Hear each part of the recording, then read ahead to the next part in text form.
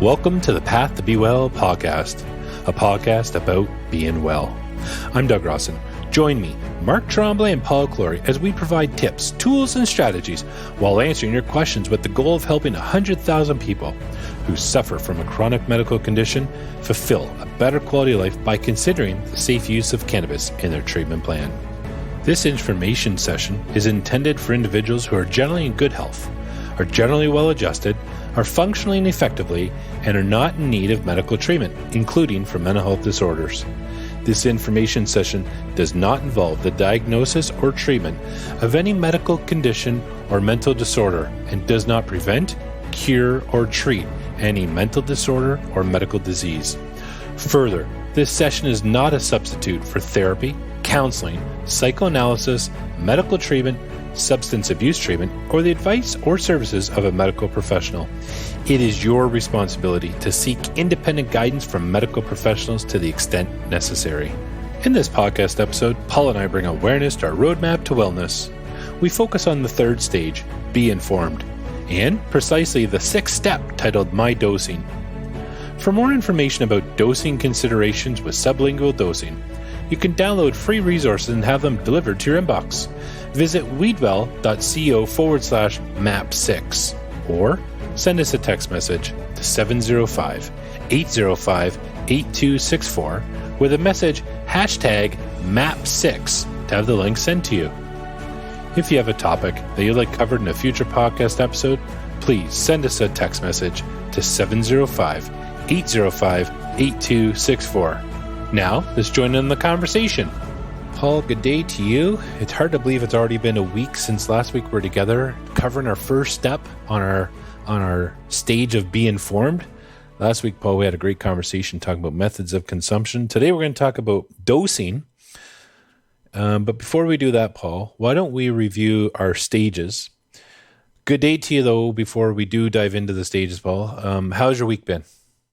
Excellent week, and it's been nice reflecting on the stuff we've covered and getting prepared for today's discussion.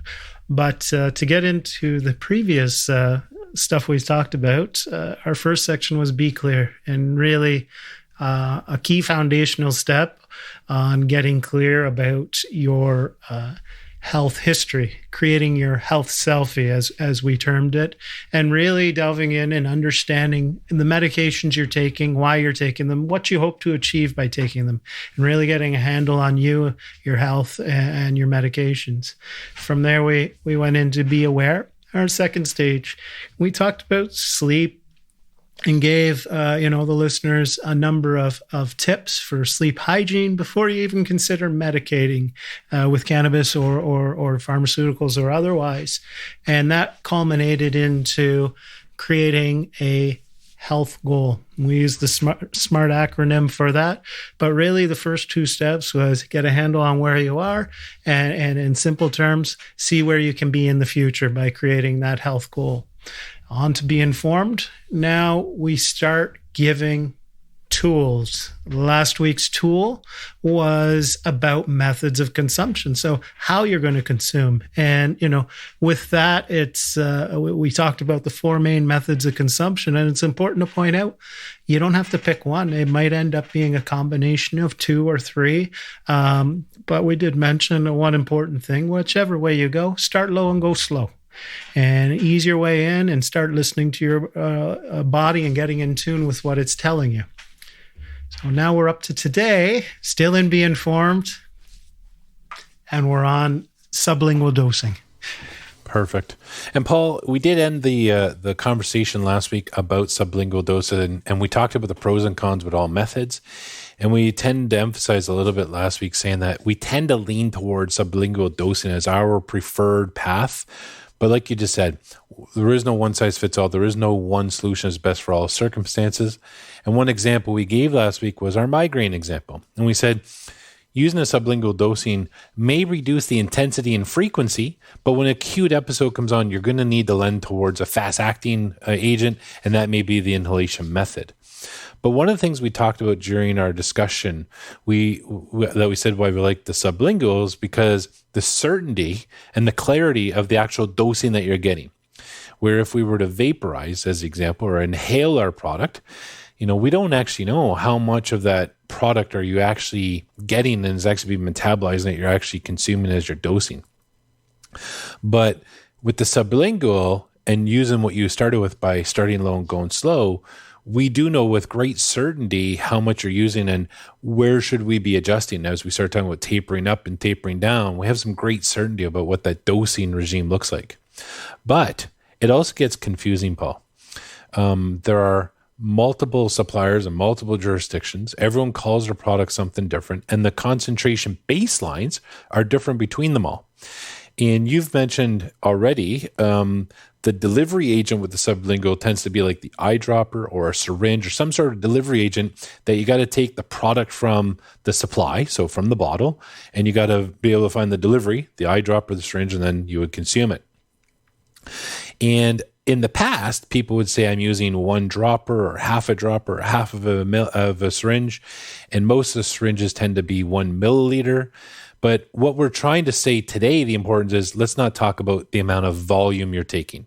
We don't want to say the amount of volume I'm using, 1 teaspoon, a half a teaspoon, a half a syringe, whatever it is, because that actually doesn't tell us how much medicine we're taking. And really our takeaway from today's discussion is all about that concentration of the medicine. And if we think about this as Tylenol or aspirin, are you taking an 80 milligram aspirin or are you taking a 350 milligram tablet of aspirin? And this is the conversation about today because this is about safety and then understanding what is the safe dose, start low and go slow, but how do you understand what it is according to what your treatment plan has been created? So with that understanding, Paul, maybe we can jump right in and just start talking about what is the importance of this, my dosing and the importance of calculating it and how can we help people out? That would be great. I will start, though, with our daily manifesto or our weekly manifesto, as the case may be. I know cannabis is my medicine. It helps me. And so we want to create a situation where we're helping ourselves. And you touched on the potential dangers when used improperly, if we're not sure of concentrations and stuff like that. Today's discussion will help alleviate that. So with regards to the cannabis oil, it's an extract. We touched on this a little bit in the discussion last week as being a potent part that is created. Manufacturers create this. It's very potent. And so it comes out as an oil generally. And you've touched on already today that it will be accompanied, your bottle will be accompanied by an eyedropper or a syringe. And so you're taking very small amounts. Now, with regards to the bottle itself, there's plenty of key information on there that you need to at least understand how to read. You don't need to be an expert. So there are two main ways that I've seen this labeled. And what you might find is there'll be a total concentration of, let's just use a number, 1,000 milligrams in this entire bottle. And so based on the size of the bottle, you'll be able to figure out how much is in each milliliter. Other companies will actually put the number of milligrams per milliliter. And so that the companies that put the actual milligrams per milliliter, they've cut out a step for you so it becomes easy to do.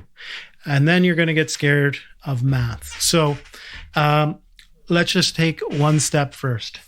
If you have a bottle that says the total concentration in the entire bottle, you'll just need to divide the concentration by the amount that's in the bottle. When I said there's 1,000 milligrams in the bottle, if it's a 100 milliliter bottle, then it's 1,000 divided by 100, it's 10, right? So then that becomes your milligrams per milliliter. This is the key number because we're going to direct you to a resource because it's impossible to do math while you're listening to us. And this resource is mydose.co. mydose.co. And the reason I'm directing you to understand the milligrams per milliliter is this is one of the key numbers that you're going to input. The other key number to understand is the amount of milligrams that you take. So this isn't the amount in the teaspoon, the dropper. This isn't the amount of liquid. This is the actual dose. And so for sake of argument, let's talk about a concentration of 20 milligrams per milliliter. This is a common amount for a CBD product, but not an exclusive amount. There's a wide range, but 20 milligrams per milliliter, in a 1 milliliter syringe, the syringe that comes with the bottle, if you fill it up, there'll be 20 milligrams in it. If you're looking to take a dose of 20 milligrams, then you take one syringe. However, the trouble becomes, what if I only take 5 milligrams? Then I got to do the math, and how do I do that? Well, we have a resource, mydose.co, that if you input the 5 for the milligrams that you take, and you take the bottle's concentration 20 milligrams per milliliter, it will input or it will automatically calculate and give you an input of 0.25 milliliters as your dose that you would actually place under the tongue. I know it's a little confusing, Doug, because we're kind of talking things that it's easier to see in front of you. But if you understand the dose that you're taking in milligrams and what the bottle says, you can get to the amount that you need to put underneath your tongue. Hi, Doug here from Weedwell. I wanted to hop in here for a moment as we're excited to share with you how we see our community grow every day. I want to extend a warm welcome to join our community, get tips, tools, and resources while collaborating with others to support you on your health journey. Look for us at weedwell.group. Paul, thanks for guiding people through that. And yeah, it's hard to do math in the proverbial air, but do sit down and take your time and do this and double check it, have someone double check it with you. The resource that Paul's referring to is an online calculator. Again, it's mydose.co. As well, we also have a document that you can download that can help you and do this. And you can access that by going to weedwell.co/map6. weedwell.co/map6. Now, this resource has the calculator that Paul was talking about. So the resource goes over the math that Paul was talking about. And Paul, I just want to clarify one point just because it's common language on our calculator, is when Paul was talking about the amount that you want to take, that's the dose that you want to take. So if your doctor says, I think you should take the 5 or 10 milligrams that Paul was leading us to, that's the dose that you want to take. And then the amount that it comes in the bottle is how it's supplied. So the dose that's supplied would be the math that Paul was talking to us about. So if it's supplied in 20 milligrams per mil, you would put the 5 milligrams as the amount that my doc wants me to take. That's the amount I want. And then the dose supplied is the amount that would be in the delivery agent, so in that bottle at 20 milligrams. So this resource at weedwell.co/map6 gives you a formula on how to do that and where to put the number and what it looks like, and you can do the math. As well as that, you can access our online calculator at mydose.co. If you don't remember that website, it's right on this resource that we told you about. Now, if you're not handy to your computer right now and you want to send us a text message because you want to keep this handy but you don't want to forget about it, send us a text message, 705-805-8264, and in the message put hashtag MAP6, and we'll send you this resource so you'll be able to do this when you have time, and you'll also get access to the resource to the online calculator. Now, Paul, we've talked about methods of consumption. Really, this formula and this calculation really is only effective with the sublingual dosing. The same formula isn't as effective with an ingestion method. Like, it would be difficult to run this through the brownie formula, for example. It'd be difficult to run through the topical formula or the inhalation formula. But at the end of the day, this is to add some clarity on how much of that concentration you're going to get in the volume that you're using based on the factors that you gave us. Yeah, it's definitely tailored towards the sublingual dosing. I mentioned last week when he introduced the edible or ingestion method, they're set doses. And so the only way to break that up is to break up the thing you're consuming. into parts, and it's going to be it'll be fairly accurate. It's going to be a best guess though. So if you have something that's 10 milligrams, you cut it in half, you're potentially getting 5 milligrams in 2 doses. With regards to the dry cannabis, so the inhalation method, this is less needed anyway. Most individuals, in that sense, because you get the instantaneous feedback with the inhalation, like within minutes, once your pain is relieved, most people will stop at that point. So if that's 2 puffs, if that's 3 puffs, they'll stop at that point because, well, they feel better. They've achieved the relief that they've sought out. But we did mention that this is long-acting dosing, that you would dose 2 or 3 times a day. So that's why we're able to, or one of the reasons what's good that we're able to come up with exact amounts, and you can tailor, and as we get through our path to be well, we can adjust accordingly to what our body's telling us. That'll be a discussion further on our path, but yeah. So Paul, we covered the key deliverables of our stop here at roadmap step and stage number 6. We're inside the Be Informed stage. Be Informed has 3 stops along the way. Last week we covered off methods of consumption. Today we added some clarity with dosing and the clarity of dosing specifically around sublingual.